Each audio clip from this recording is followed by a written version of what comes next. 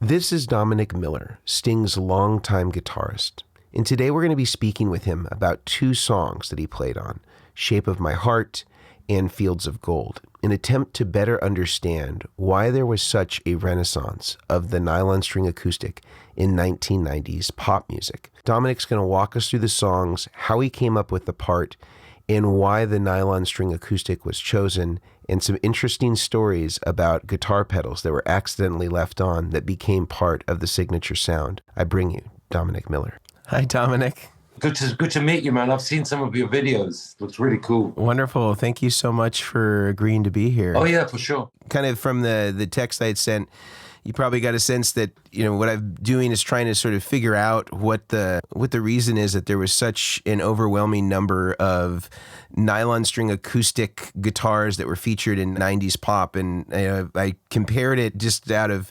curiosity, looking at all of the Billboard Hot 100 in the 80s and trying to dissect which of those used nylon string acoustic, and then also in the subsequent decade, 90s and the 2000s. And it's like the 90s has like 8x the number of nylon string acoustic guitars in songs that are in the Hot 100 for whatever reason. I didn't know that, actually. That's an interesting statistic you put forward, because I suppose you're right. Like George Michael used it. I know Tony Braxton used it in that song Unbreak My Heart, which was really nice. I remember listening to that thinking, wow, that was inspiring, because it's a beautiful song. And I thought, this is so cool. That song and that nylon guitar. I think Madonna might have used it in something. Yeah, and she used it in that Isla Bonita song.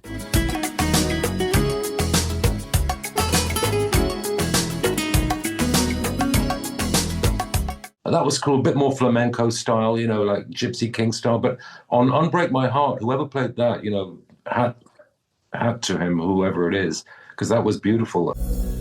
Don't leave me in all this pain. Don't leave me out in the rain. And that probably inspired me in a way, but I've always played nylon string guitar. Since I started playing guitar, I've been playing nylon, because I was brought up in Argentina.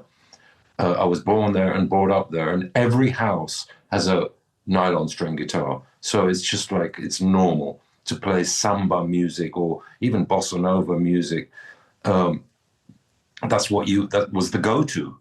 So as soon as I heard nylon string guitar in pop, I identified with pop much more, because I didn't really get into pop. It sort of happened by accident for me. I wasn't really, I wanted to be an acoustic guitarist, like a troubadour guitar player, like a lot of acoustic players from Brazil or Argentina or Venezuela. That was more my kind of thing, what I wanted to do. But I kind of fell into the pop scene.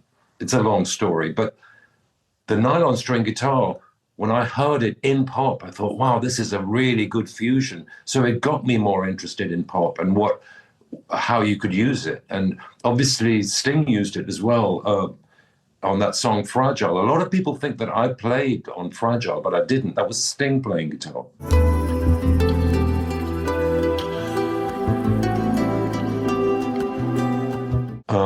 And I think it's a beautiful track, and it inspired me, to do it more. And the first pop record that I really used nylon string guitar on was on Phil Collins's Another Day in Paradise. I was in the studio there, and it just seemed like the right thing to do, to just play. He had I think it was a Chet Atkins. It might have been a Chet Atkins. A solid body, and you have the kind of the descending line. Yeah, that well, it's the in with the synth part. It's this. It's like it was that part, and that felt like the right thing to do. So that was the first time I really kind of did it, and that was before I worked with Sting.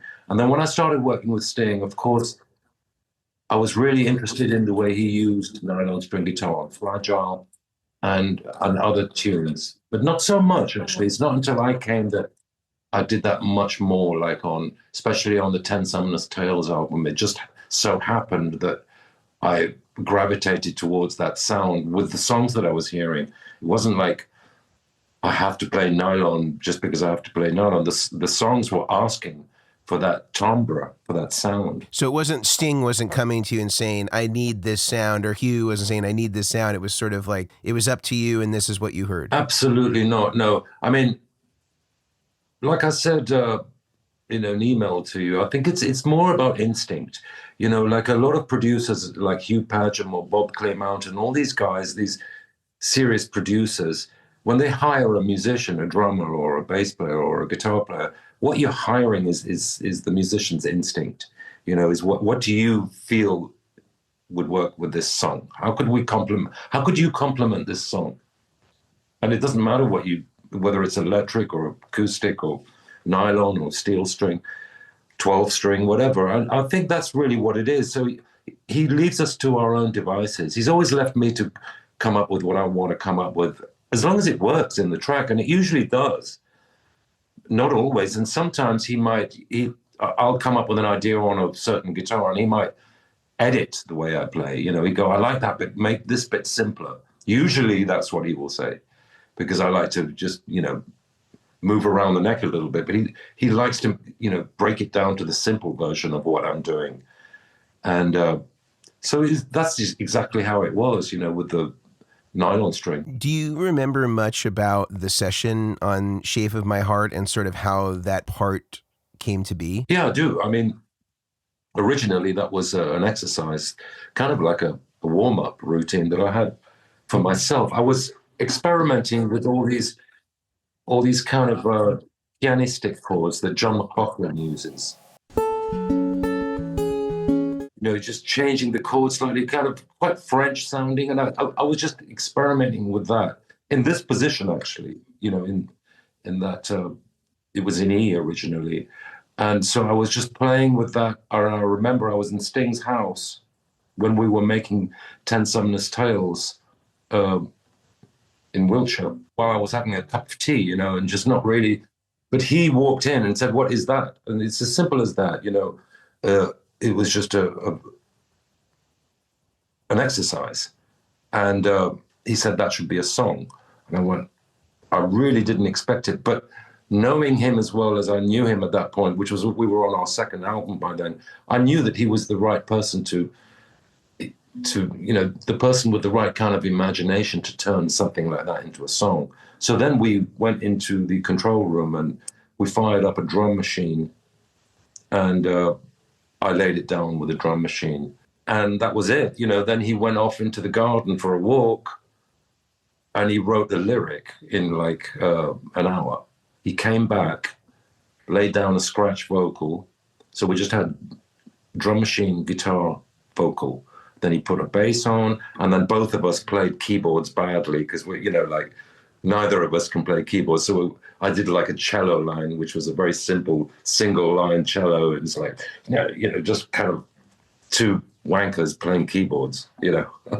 It was very funny, quite comical. So that we had a good demo of it. And then I remember, I mean, all the songs were made in that kind of way, you know, like two guys with an engineer. We came up with all that stuff. They're all, most of them, all his songs, but that was one real collaboration. I thought this is really cool to have a collaboration. And then once we had all the songs prepared, then Vinnie Colaiuta and David Sanchez came in, and of course, you know, they know what to do. So we laid it all down. But the funny story about Shape of My Heart, which I wanted to share with you, is that I remember my wife at the time was expecting a baby, and she was 9 months pregnant.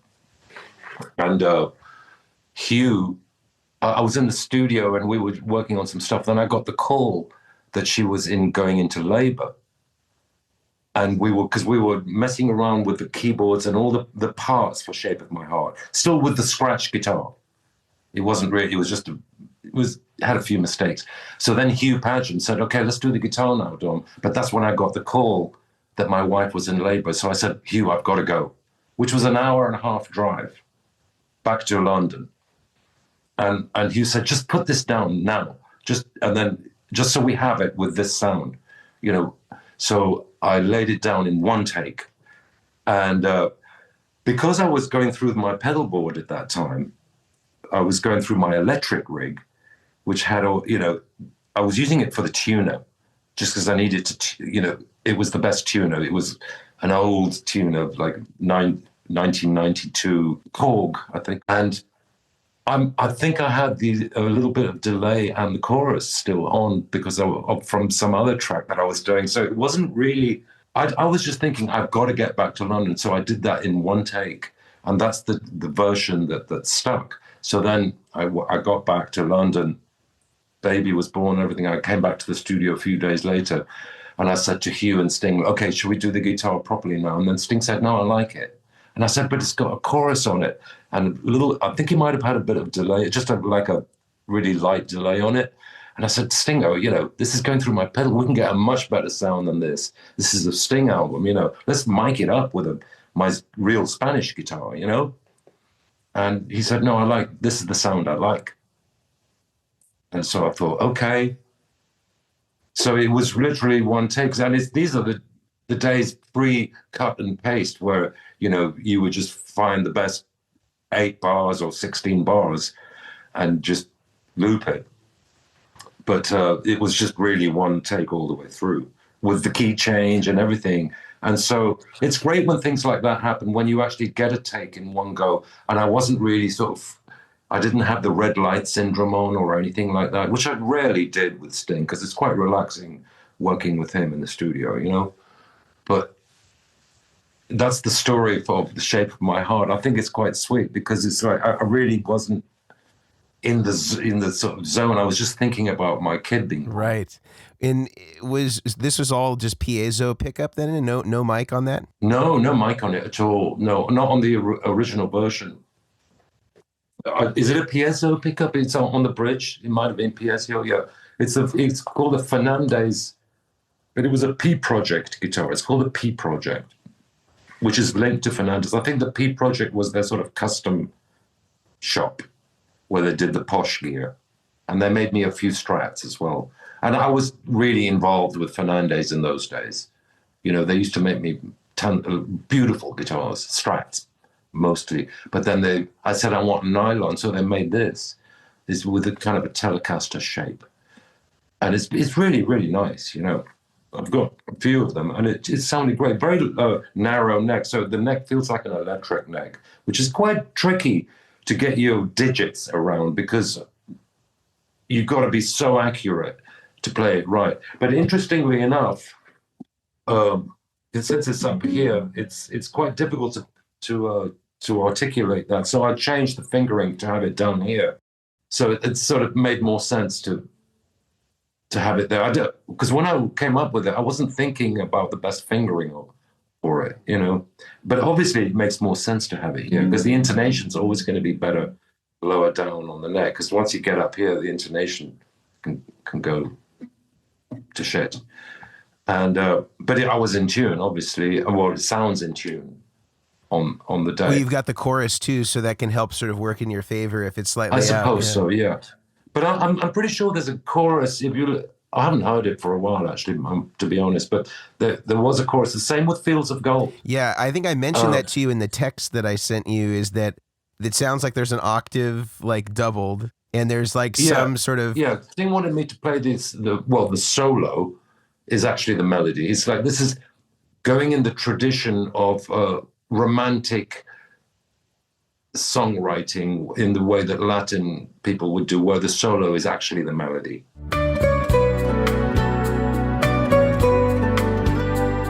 We couldn't decide which one sounded better. The high one sounded a little bit thin. The low one it didn't cut through enough. So, we had them, I doubled it. And there's not much going on that song, actually, to be honest with you, Mason. It's more like it's more about the keyboards and and Vinny's drums, with very simple rim shot kind of thing. And it's a beautiful song.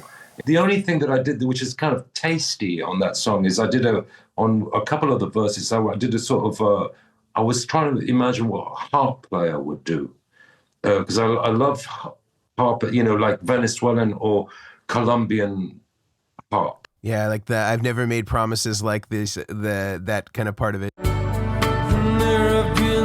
I was doing sort of an ostinato kind of thing, and not particularly in time, because the trick with those things is not to be too on the grid, it's just to make it, it's got to have a sort of rubato, the way that Venezuelan musicians do it, which I love. There's a rubato to those kind of parts. So that's what I was trying to mimic. So it does sort of sound like a mandolin or something, but I was thinking of it more of a harp. And did that have any processing on it that you put on it, or was all of that done in post-production? No, it's just as it came out. I mean, Hugh Padgham, legendary engineer, he always put me through really good preamps. So this was DI. Both of those songs are DI with the same setup, going through my pedal board. And think about all the wiring that was going on in the pedal board. I was going through all kinds of, my typical pedal board would be volume pedal on the left, because I'm left-footed, then the wah, then there'd be a couple of delays, and then there'd be a chorus. Then I'd always have a tremolo, I'd have a tube screamer, and maybe another tremolo, like a stereo tremolo, which I like. And that's about it, or a flanger, just normal stuff, nothing fancy. So everything was plugged in. And I don't think that the wiring would have been as sophisticated as it can be now. You know what I mean? It wasn't really, it was a little bit kind of homemade. But, when you're in the studio, typically I sort of put things together just for the session. And when we were making that record, we were doing it in Sting's house. So it wasn't like we were all taking it all kind of seriously. We were in his house, with his wife and kids and a cook and dogs around. So everything was just kind of done on the fly. The vocals were done in the control room, with the mic on. So that if you were to isolate any of the track, Vinny's drums on that album, you would hear everything else. So there was no real isolation anywhere. So the best type of isolation for a guitar player was to go DI, obviously. So I was the only one who had total isolation, if you think about it, and Sting on the bass. There was no isolation with the drums or the vocals. He didn't go into a booth to do the vocals. So the guitar, I would have done a lot of the guitar DI on that album. I probably used an amp for some overdubs. But Hugh Padgham was using some really good tube preamps. Those blue ones. I can't remember what they're called. Chandler? Yeah, I guess. Yeah, I don't know. You'd have to ask him. Him and Bob Clearmountain had pretty much the similar kind of rig. The similar gear, in those days, in the early 90s. Those engineers have become extinct now. They don't exist anymore. I'm really sorry about that, because that's one of the best things about being a recording musician in that time, was working with such incredible engineers and producers, but particularly engineers, people who cared about sound. Hugh Padgham would, for every song we would do, instead of just like, I always use this mic for the kick drum, or I always use this for the overheads, or I use this for a nylon guitar or for a steel string, this is my position, he would listen to the song. This is what these guys would do. They would listen to the song, get a feel for the song, listen to the narrative, listen to the vocals, and then customize the recording of that song, the recording process, particularly for that song. I mean, he would have his head in the bass drum, looking for and thinking about the tuning. Should we put more pillows in it, less pillows, because of the type of song it is?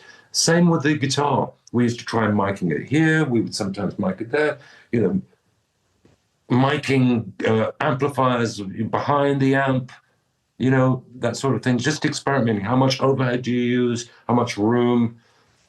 People don't think about that now. So that's what, I'm not criticizing how records sound now, because I think records sound really good now, because there's a lot of advancement that's happened in recording and sound generally. And one of the main advancements, I think, has been in the way people listen to music, because the speakers are better now. People are using active speakers now. I mean, Bob Clearmountain and Hugh Padgham would use passive speakers, like ARs typically, or NS10s. That was the industry standard in those days. But they were both using ARs actually, but now people have got the active speakers, and they tell you a different story. And so people are customizing the way they record and the way they master for the way that the consumer listens to music. So pop music now actually sounds better than it did in our time. But what we had in our time was something magic. Because remember, we were going on to vinyl a lot, and cassette, and CD. We weren't going to compressed, like small files. Even, you can get WAV files which sound amazing. But you know what I'm saying? It was a different era, and I'm not saying that our time was actually better than what it is now, but it was just very, very different experience being in a studio. I'm working with a big desk, like an SSL desk, where, you'd have to have maintenance for each channel, regularly. And people have no idea how good an SSL desk sounds. You probably do. You probably remember, or a Neve desk. I mean, who has a desk now? Yeah, well, certainly not for home recordings, which is where a lot of this stuff happens. Like the barrier to entry for creating professional music has been lowered, where you can pretty much step over it. There's no hurdle. And in some ways that's great, in that like you can have access without a lot of cost, to buy an SSL or to rent a studio that has one. But yeah, there's a palpable difference. I think it's as you say. It's like I think also what the consumer is looking for out of music is different. They've been trained to sort of expect a different packaging of this product, and there may be less of an appreciation, unfortunately, for the analog console and recording to tape. And some people still hold that very, in high regard. Some musicians, and others have sort of adapted. And you listen to Stevie records. They sound very different. Either Stevie or Earth, Wind and Fire from that era, from the late 70s or mid 70s to mid 80s. They still sound really good through any system. You know what I mean? Actually, speaking of Stevie, he used to use nylon string guitar. I'm going around in circles now. But I like the way he often had nylon string guitar in his songs, which always attracted me, being a nylon string player. I always thought, You may not, the irony of what you just said, that's an interesting fact. So Dean Parks, who played Unbreak My Heart, is also the one that played on all of those Stevie Wonder songs. Was it Dean Parks? Well, there you go. He's my man. I didn't know it was him. Well, congratulations to Dean Parks. If you ever speak to him, tell him, send him my compliments. But the way that Stevie had nylon string guitar on some of his songs it really moved me. So going back to our original conversation, I think that was the attraction for me. I've always wanted to come up with to find the right song to introduce that voice. You know what I mean?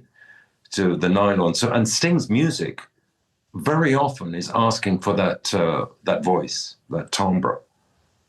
It's kind of a go-to for a lot of his songs, because they're especially mid-tempo type songs, or if you're in a minor key, it really works, and especially those kind of structures. Because there's something about a nylon string guitar that I find very seductive. It kind of pulls the heartstrings in a way.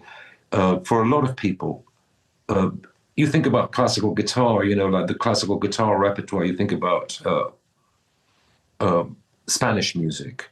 It's sort of romantic, and it's seductive, and it also can be very powerful if it's played with a bit of edge, if you give it a little bit extra. And the thing about the way that pop players play, which is, I've always wanted to introduce that style, which is much more precise. The tempo is more precise, less legato, except for the arpeggio thing. But to play really precise in a pop way, because what a lot of people don't understand is that pop music is probably the most disciplined type of music that there is, more than classical music. This is what classical musicians don't understand, and jazz musicians don't really understand either. Is the execution of pop music is very, very disciplined, and it's quite rigid in a way. But if you can swing with that kind of tightness, then it's really good combination. And to bring nylon string guitar into pop music, I think is a genius move. And the first time I probably heard it was with Stevie, in like really good R&B, rhythm and blues, like soul music. To have that type of and Unbreak My Heart, when I heard that, it really, really struck me as, it's a kind of a smooth song, and she's got a beautiful voice. But I just love the guitar playing on that, and I've always wanted to be that character in a song, but I just couldn't find the right song to do it. I suppose the first one was Another Day in Paradise, where I played that arpeggio, which is very tight. I'm playing it really tight, so like a sort of pop player with a pick. Very different to play with a pick than with fingers. It's a whole different sound. Almost all of the players that I've spoken to about this, almost all use picks, because they're sort of electric guitar players that have been sort of co-opted to play these parts.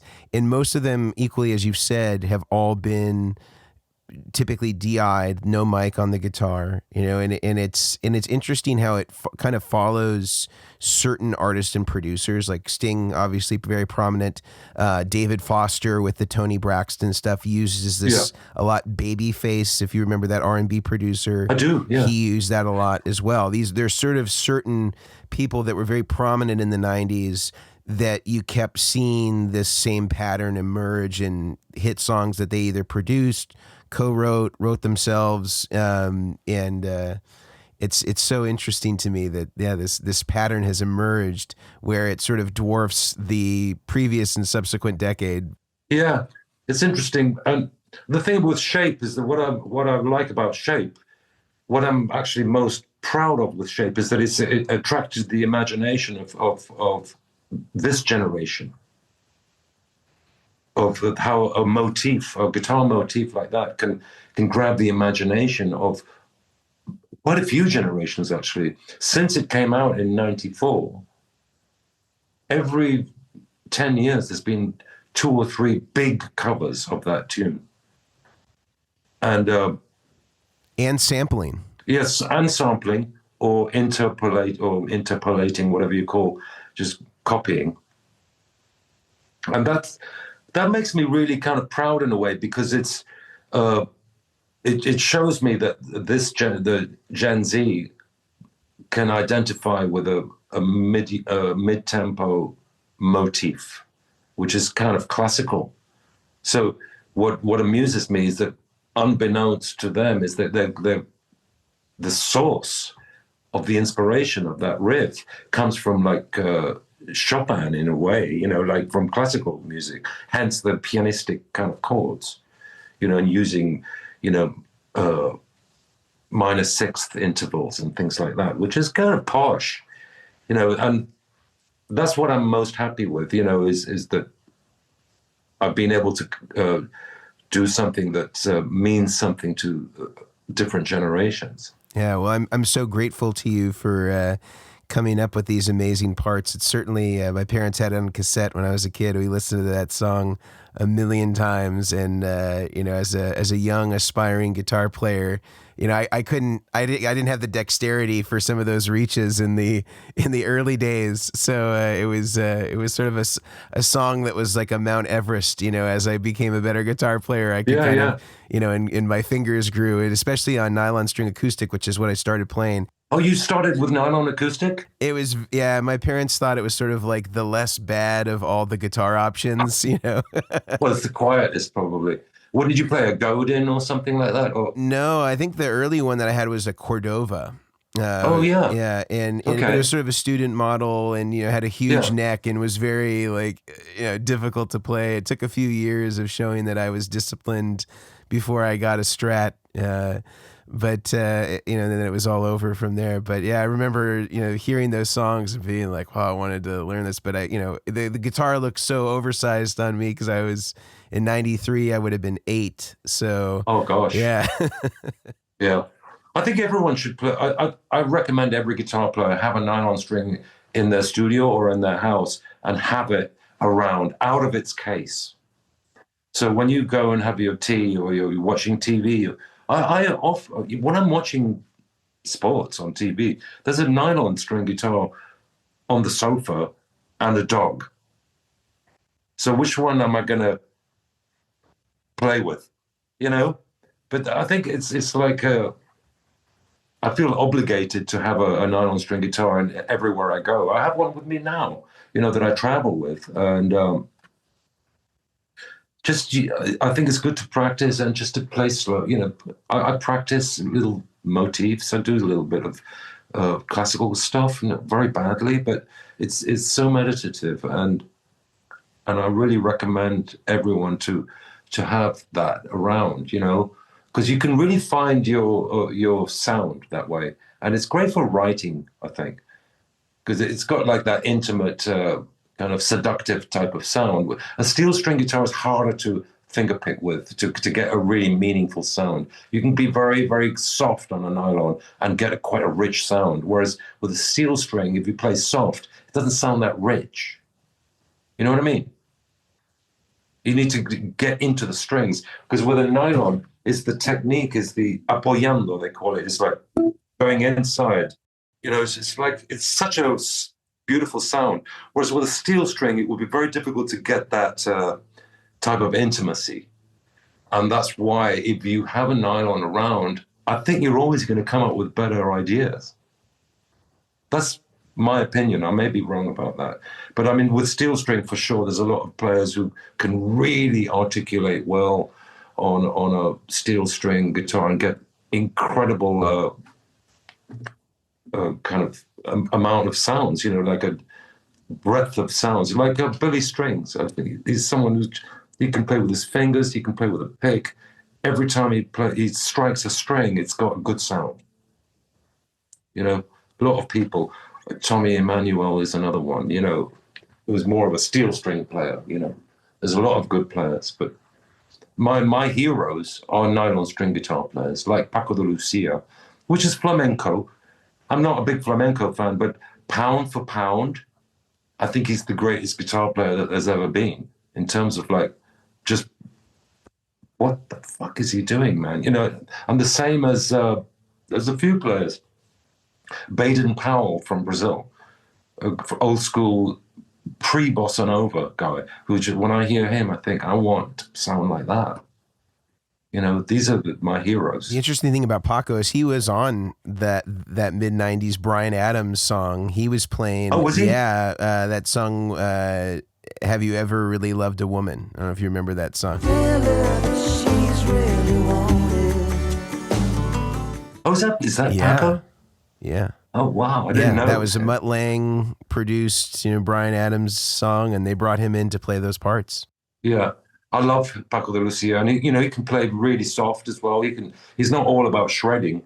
The guy's got so much integrity and wisdom to his playing. I love to hear that. And everyone should check out Baden Powell, which doesn't sound like a very Brazilian name. I think he just stole the name from an English guy. But he is so lyrical. Oh, my God. And all that Brazilian music. Not just the bossa nova. Everyone thinks of bossa nova as lounge music, or it's just like, oh God, yeah, it's bossa nova. But it's much deeper than that, you know. And the kind of chord language that they use is that type of jazz chords, basically. But it's the way, it's the rhythm and the feel and the touch, the lightness of it, you know. All this is kind of part of the way that I look at what my contribution can be to music. Is it starts kind of from there. And then, of course, the electric is a different voice, you know, because when I play with Sting, I play mostly electric. But it's interestingly enough, I don't think of myself really as an electric player, except when I'm playing with Sting. I found a way of playing his music on an electric guitar that it's a character that I've created that doesn't exist anywhere else.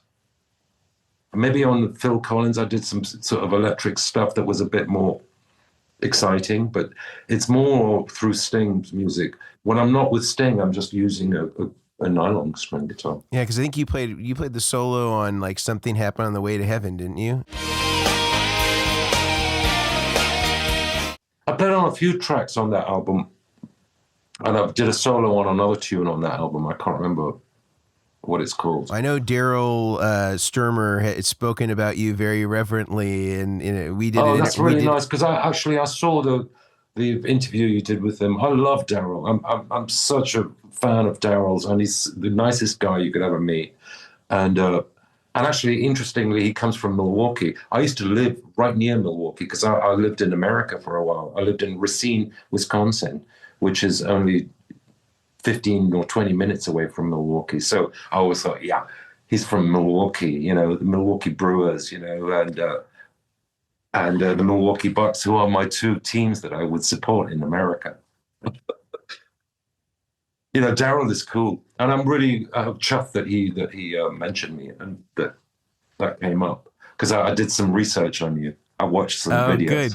Good. Well, hopefully we didn't embarrass ourselves too bad. No, it's very good content, mate. Yeah, I appreciate that.